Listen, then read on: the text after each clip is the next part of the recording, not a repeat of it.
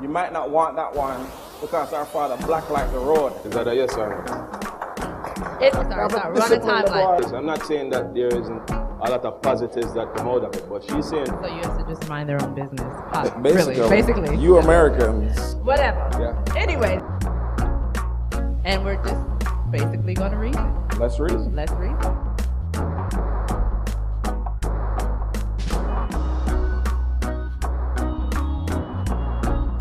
Hello, everyone, and welcome to the premiere edition of Just Reasoning. Now, this show is going to mainly be talking about things that are relevant to the Caribbean community, both home and abroad, whether it be news, politics, sports, entertainment, or life and culture. So we're basically just going to shine some light on those things that are important, and we're just basically going to reason. Let's reason. Let's reason. Let's reason. So again, welcome. Now, before we begin talking about some of the hot topics, I have to introduce my co-hosts and very good friends. First off, We're not that good friends, but go ahead. You are my good friend. Okay. First off, I would like to introduce the CEO of Soul Rebel Productions, as well as one of the producers of Just Reasoning, Mr. Chris Walters, aka C-Dub.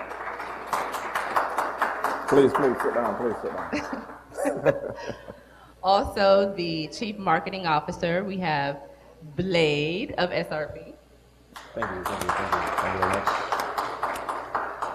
In addition, Gary Theron of Speshi.com will be joining us tonight. Or Farron. Theron. Okay. I think that's what I said. She did good. I did good. In Jamaica, we say Farron, not Farron. Okay, no American jokes, though. No American jokes. Plenty of American jokes. All right, so let's talk about some of the things that are on the headline news. For example, on March the 20th. Can I say one thing first? Sure. I assume everybody in here has a cell phone. If you could please do two things for us. If you could put it on vibrate or mute or something, on silent.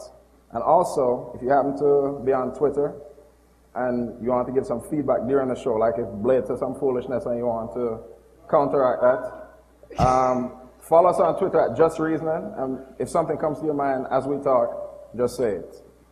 And we'll read anything that's relevant towards the end of the show. So that's at Just Reasoning on Twitter. All right. And I have also one more request. Y'all just relax, have fun, enjoy. We're just relaxing. It's a casual conversation. Casual conversation. All right. All right. So anyway, getting back to some of the topics that are pretty relevant and new. Haiti just, of course, had their presidential elections on March the 20th. Trying to see who will lead the rebuilding efforts in Haiti after there was such a devastation in the earthquake, and I believe there were 300,000 people that were killed and 680,000 that were displaced. And they just actually had the presidential candidate elected this week, April the 4th, I believe, and it was the former musician Martelly. So congratulations to him. Yeah, I mean, the one thing I'll say about that is, I mean, for real, when I heard that about the election like a couple weeks ago, when's the last time anybody even really thought about Haiti? I mean, about a year ago, that was all the talk. But then it gets to a point where we're focusing on so much foolishness back and forth, we just lose focus on important things. We're talking about Snooki and Jersey Shore and all this foolishness, but that's my personal gripe. Well, on a related topic, I mean, that's one of the things that Wyclef mentioned. Of course, we all know that he was shot in his effort to support Martelly, which is a friend of his. He was shot in the hand. It was a graze, but he made a very positive comment about that situation. He actually said that if it wasn't for him getting shot, then probably no one would have paid attention to the presidential election. So you think he got shot on purpose, just for publicity? To promote the election? Absolutely not. Take a bullet for the team? Who would want to take a bullet for the team like that? So anyway, continuing. Recently, I was reading something about the Caribbean nation participating in efforts to aid Japan in the crisis with that earthquake. We have a lot of earthquakes happening now, natural disasters. So this was actually like the first full scale tsunami alert exercise in the Caribbean. So I think that was very commendable and awesome for the Caribbean to pull together an aid. Yeah, I mean, we have to be prepared. Well, I think I heard that another earthquake hit Japan today. It did. It did. Yeah, and I think 7.1, I think. 7.1. Yeah. And I think like a small one hit Jamaica like last week. Yeah, So Wednesday. if a real one ever hit Jamaica, I don't think our infrastructure can handle it. I mean, it can't handle it right now. No. And I don't even think we're prepared for something on that level to happen to us. Economically, we're in bad shape, and I'm not quite sure how we would work our way out of something that devastating. It's difficult enough dealing with a Category 5 hurricane, Yeah. you know, versus a 7-point or 8-point Place would earthquake. mash up, man. Yeah. Well, Japan is definitely taking some hits right now. Yeah. So just keep them in our prayers. Okay. Continuing, former President Jimmy Carter visited Cuba in efforts to end some of the tension between the two countries. He basically wanted to put an end to the U.S. embargo as well as restrictions on travel. So, you know, we're still the influence of a former president from way back then. That's pretty phenomenal. Yeah, I mean, you know, I think at some point we have to say, like, what's the purpose of this embargo? What is actually doing? You know, I mean, I guess it was initially put in place to, you know, try and force democracy in Cuba, but you look at this man has been in power since 1960-something, right? The embargo has been in place since 1960-something. And what has happened besides, you know, making life inconvenient for those people? But, you know, the U.S., you know, claims that it's because, you know, they're not a true democracy. But then again, look at China, Saudi Arabia, all these other countries. It's just hypocrisy. I mean, just call it what it is. I mean, if Cuba was sitting on a whole bunch of oil reserves, would this even be an issue? So just call it what it is. You know, they don't have enough money for the U.S. to really care about it. So, Well, you see, it's like force other countries or cultures to think like them. yeah. You know, this is not a very good idea because we're so different. We've been living like that for so long in the Caribbean. We've survived. You being a major power shouldn't think that you should take it upon yourself to, you know, force your views and thoughts on a people that's been surviving for so long. That's the American way. And the only way for them to be able to gently or passively get us to conform to what they want us to do is for an embargo. We don't send stuff to you until you start acting the way we want you to act. But everybody's focused on Cuba's embargo, and a lot of people didn't realize that there also was an embargo that was given to Jamaica. And yeah, it was a silent embargo. It's only a few months ago that you started seeing commercials talking about vacationing in Jamaica and stuff like that. When the same time when all the churches got together and rewrote the Jamaican Constitution. So it's not just Cuba. There's a lot of reasoning that's going, you know, where Jamaica took a stance in terms of morality. That Jamaica? Yeah, Jamaica. Our country? Our country. Okay. Yeah. Morality? Okay. Trust me. So it's across the board, not just Cuba and the Caribbean. It's a lot of other Caribbean islands that are dealing with it. It's just that Cuba's embargo is the most long-standing one. So it has more, what do you say, suffering that they have to endure. We were just for a few years. Yeah, but go ahead. So you have to just mind their own business. Basically, Really, basically. you That's Americans. Oh, should- God. Here we go. The American puns. Funny, funny, funny. Anyway, on a more controversial side, I was looking at some news on Trinidad. The Trinidad Police Service Commission chairman, Nizam Mohammed, said that there were too many Africans on the hierarchy of TNT police service. And he said he's going to do something about it. Now, check this out. There are 59 leadership positions. Only 10% are head by East Indian. Okay. With a country that's 50% populated by West Indians. And most of them were Nigerians, I bet. No, I mean, no, I mean, I think he's talking about, when he said Africans, he's talking about too much black people in the police force. But, you know, I mean, that's, not only did he say it's too much in the police force, he also said that he's going to call on the parliament to do something about it. You know, so, but, you know, for one, I disagree with that viewpoint. But what if it was stated the other way around? What if he was saying instead, there are too many Indians and not enough black people on the police force? Would anybody make any noise about it? But should it matter though? It doesn't. I don't think it should. You know, if you have the country's best interest at heart, shouldn't matter where you come from, right? Unless you're having a very strong leadership position. Well, I think you should be from Trinidad. But if you're a foreigner and you're there, if you have the country's best interests at heart, I don't think it matters where you're from. Okay, but there's a catch-22 to this situation. Right.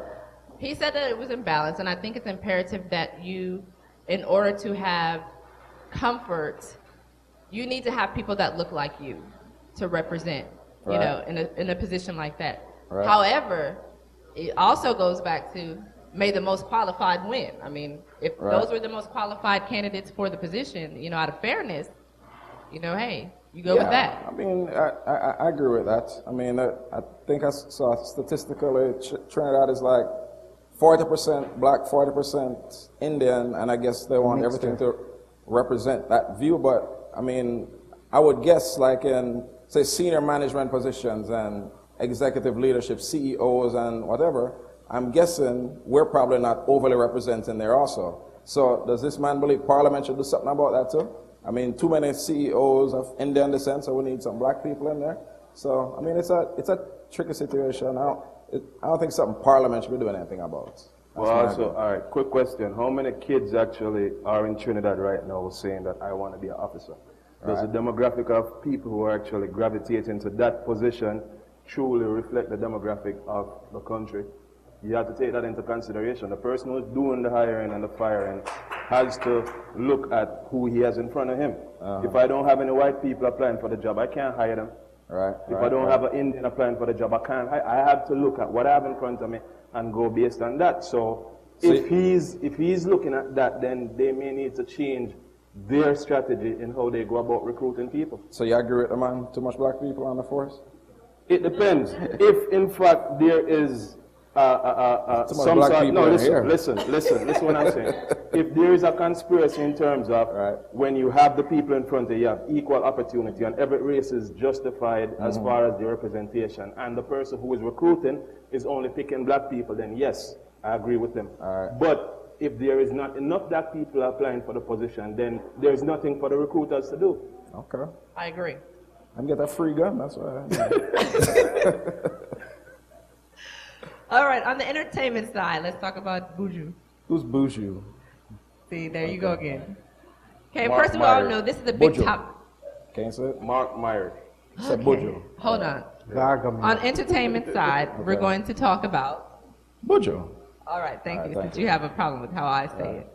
Anyway, of course, we all know that this is a very, very heated topic in the entertainment side. We'll get to He's it. actually being sentenced 20 years possibly for cocaine-related charges. Yeah, I He's mean, facing 20 years right now. 20 years. we have a whole segment on that coming up. Yeah, so yeah, we're gonna try to leave that alone, but I that's. have a lot of opinions about it. I know you do. Okay, also on the entertainment side that we're looking at, Vibes Cartel, of course, the teacher. He was invited to... The bleacher. Not the bleacher, the teacher. He was invited to give a lecture at University of West Indies here recently at a reggae poetry class. However, you know, the topics were supposed to be about his life and, you know, things that were about his art. However, it began to be a debated discussion about skin bleaching, this new epidemic of skin bleaching, going back and forth. So we're also going to talk about that a little bit later because there's a lot to discuss in that matter. I'm anti-bleaching. You're anti-bleaching? Ladies pro-bleaching. He's pro-bleaching. You just told me I was Must bleached be an earlier. Ochi thing. Awful, awful. Ochi people believe in bleaching. It shouldn't matter. It really shouldn't. I mean, We'll get to it. We'll get to it. Okay. Moving along. It should matter. Anyway, go ahead. Anyway, moving along on the sports side, West Indies cricket team suffered an embarrassing 10 wickets loss in the World Cup Let's 2011. finish done. Just hang it up.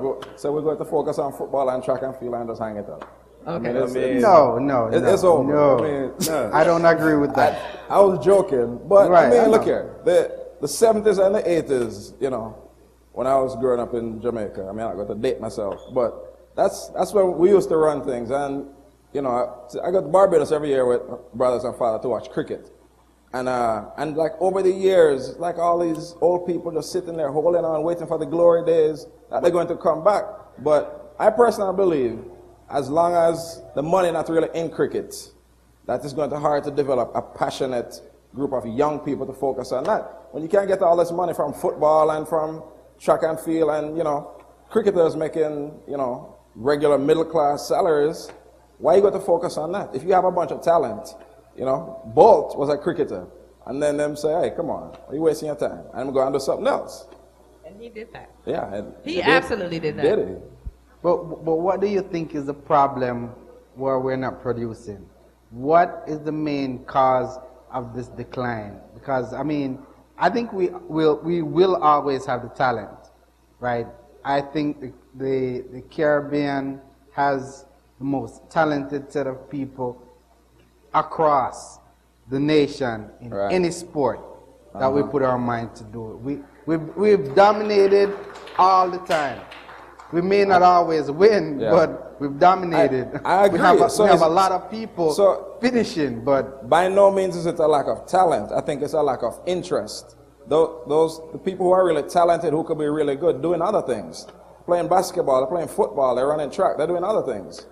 You know, I think there's a lack of interest. It's a lack of interest, it's a lack of exposure, it's also a lack of financial sustenance. Like you said, kids right now gravitating to where they can get the next meal, the quickest meal, the most stable meal. In terms of cricket, cricket was on the upside when Alan Stanford was there. You know what I'm saying? When Alan Stanford was back in the 2020, I mean, I was on ESPN every night watching all the 2020 tournaments. But when he kind of got hit, cricket got another hit. You know what I'm saying? In turn, and there's nobody who really came in and decided that they're going to actually take his position and, you know, kind of bring cricket to the next level. But relevancy, you look at, like, I can't speak for every Caribbean nation because I've never been to all of them, but as far as in Jamaica, when a kid in basic school, they're either in track and field or they're playing soccer or whatever, cricket used to be like that, where a lot of emphasis was placed on it from the younger age. But as far as now, you know, everybody just looking at Bolt doing his thing, they're looking at Ricardo Fuller doing his thing, they're looking at, you know, Lovell Palmer or whichever soccer players that they have abroad doing their thing. So people are trying to emulate them. There's no cricketer. The Brian Laras are gone. You know, the only one that they have now is who?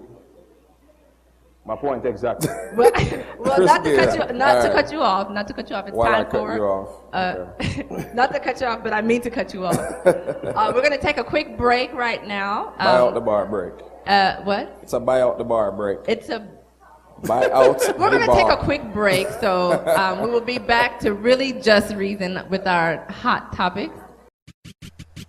Each and every First Friday, Soul Level Productions present to you First Friday Caribbean Style, the sexiest Caribbean party in H-Town, Uptown Hookah Bar, 5706 Richmond. Log on to soullevelproductions.com for details.